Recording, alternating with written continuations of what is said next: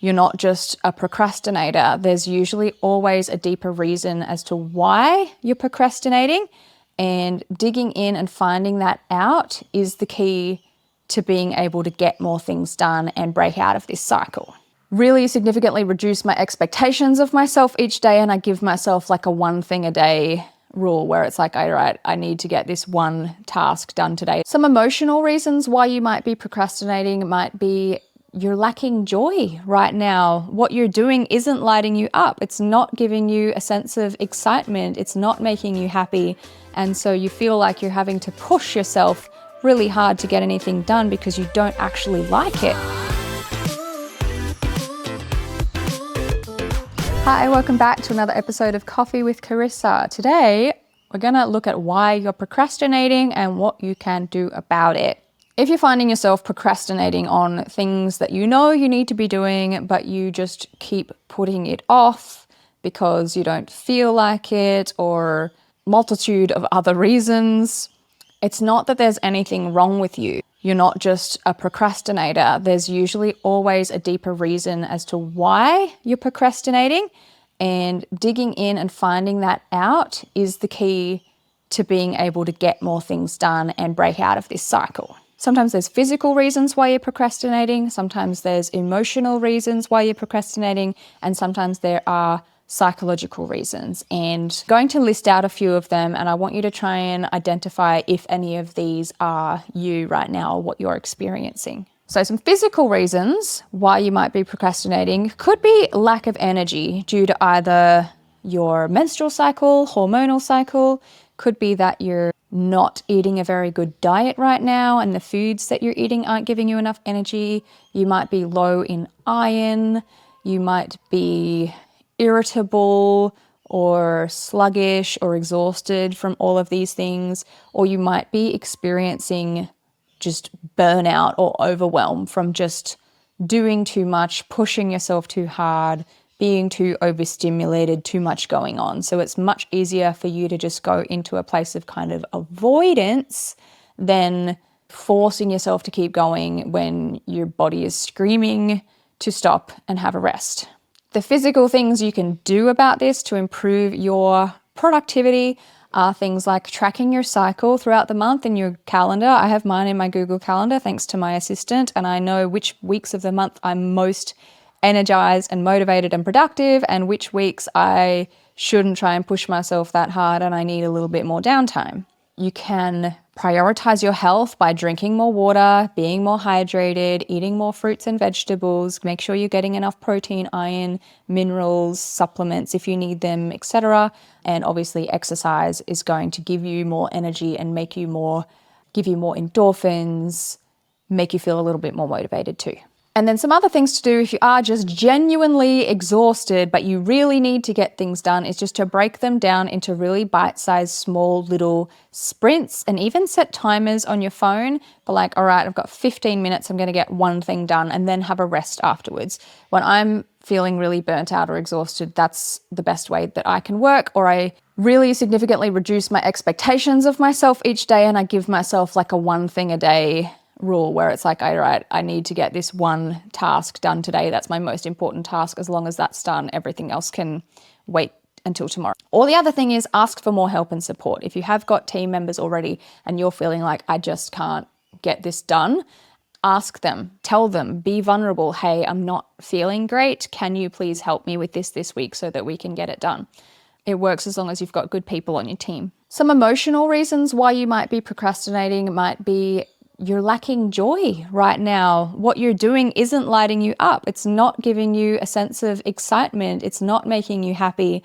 And so you feel like you're having to push yourself really hard to get anything done because you don't actually like it. It could be that you have really high expectations of yourself and you're a bit of a perfectionist and you think that nothing is ever good enough, and therefore if something isn't good enough, it means you're not good enough, and you think that maybe other people are going to judge you or think certain things about you, and so it's easier for you to just stay back and do nothing because of all of these fears about not being perfect enough are stopping you from actually doing anything at all. You could just be feeling completely overwhelmed because the size of your to-do list is way too big and you just you haven't even started on it yet, but just thinking about it makes you feel exhausted because you're like, oh my God, there's too much to do. I cannot do this. And what that does is usually make your brain shut down and just want to go into hits of quick dopamine, scrolling, smoking, snacking, just avoiding everything.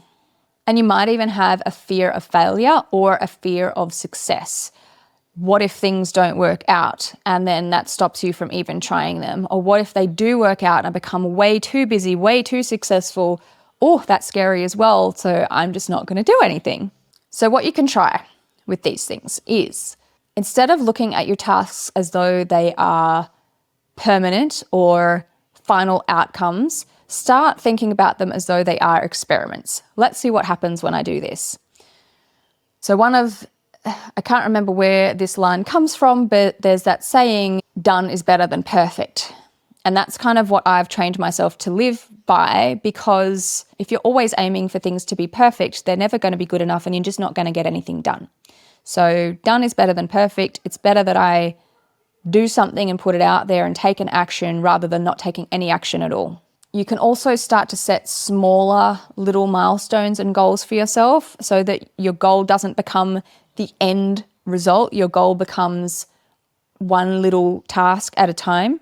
And then you can train yourself to start celebrating your progress and the fact that you're working towards something rather than only celebrating when you get to your end goal. Because let's be real, the end goal is always moving, the end goal is always changing. So by showing up every day and just feeling proud of yourself by making progress towards something, you're going to feel a lot better about that. If things are too boring, if they're not fun enough, find ways to make them fun. Reward yourself with little things. You can listen to your favorite music. You can have mini goals. Have some friends or business support network people that you can share your wins with that want to celebrate with you, or try and gamify tasks or set challenges for yourself. And my favorite and what works for me is reminding myself of my bigger purpose and my why. Sometimes it's so easy to forget that when you just get stuck in the day-to-day of all of the work that you're doing. But when I come back to remembering why I'm doing what I'm doing, because I feel really strongly and passionately about helping women to grow their businesses so that they can have a better life for themselves, that motivates me to show up and do more and work towards things. But when I'm just thinking about, oh my God, I need to make some money, or I need to pay some bills, or I need to do this, or I need to do this, everything feels kind of harder, rather than when you think, well, look, I get to do this because I want to. One of the other reasons of procrastination is low clarity, a lack of clarity. You're focusing on the big project, the big task, and you haven't broken it down into individual steps. An example for me is like making YouTube videos. When I think, oh my God, I have to make X amount of videos, or I have to make videos, it's just this big list of things all jumbled up. And when I sit down with a pen and paper and I write it down, okay, first things first, I need topics. I need to know what I'm talking about. I need to have hair and makeup done. I need to have my camera charged. I need to have my microphone plugged in. I need to have my ring light on. I need to have my computer on and my keyboard charged. And like, they're all individual tasks and they all need to be done and ready. And if I don't have clear breakdown of step by step, it can feel too big and overwhelming and I don't want to do it. So if you're feeling really overwhelmed by a certain task, break it down into individual steps. Maybe you're taking an online course and you're procrastinating doing it. What's the first step? Book half an hour into your calendar. Open up your emails. Click to log into the online course. Click to play and watch a video, and then make some notes or take an action. You can actually achieve so much in half an hour to an hour if you're very clear on exactly what it is that you need to do. Some people really benefit from having an accountability partner, having a coach, having a mentor, being in a mastermind group where you can show your progress as you go and you have someone to share it with. Sometimes when you're too alone too much and you don't have anyone to share what you're doing with, or you feel like nobody cares, that can be really unmotivating as well. I always think about my kids, like when they've made something or when they've drawn something or when they've learned something new, the first thing that they want to do is come to me and be like, Mama, look at this, or listen to this, or, look what I just did. And then I listen to them and I'm like, that's amazing, that's really cool, positive reinforcement. And then they feel really good about themselves and they want to go keep doing more of that. We need that too as adults. So if we don't have someone that we can be like, look what I did, look what I learned, this is what I'm doing, and you get that little pat on the back and warm and fuzzy feelings, then you can start to just feel really demotivated and even depressed because, you don't have that, or you feel like it doesn't matter, or you feel like nobody cares. That's typically how I've gotten into little depression spirals in the past. So, get a coach, get a therapist, get a friend, be in a group of people who want to support you, and use that to keep you going. Some other things that I find really help for my ADHD brain especially is having a body double. I feel like if I have to do everything alone or by myself, sometimes that feels too hard. And if I have someone nearby who just to get started or is just there with me while I do something, I get way better work done than when I'm just completely on my own. I don't understand it, but it's a thing. They don't even have to do anything. They just have to be nearby. There's the Pomodoro method, which is just setting 25-minute or 20-minute timers and getting as much done as you can in that time before the alarm goes off and just working in short chunks of time.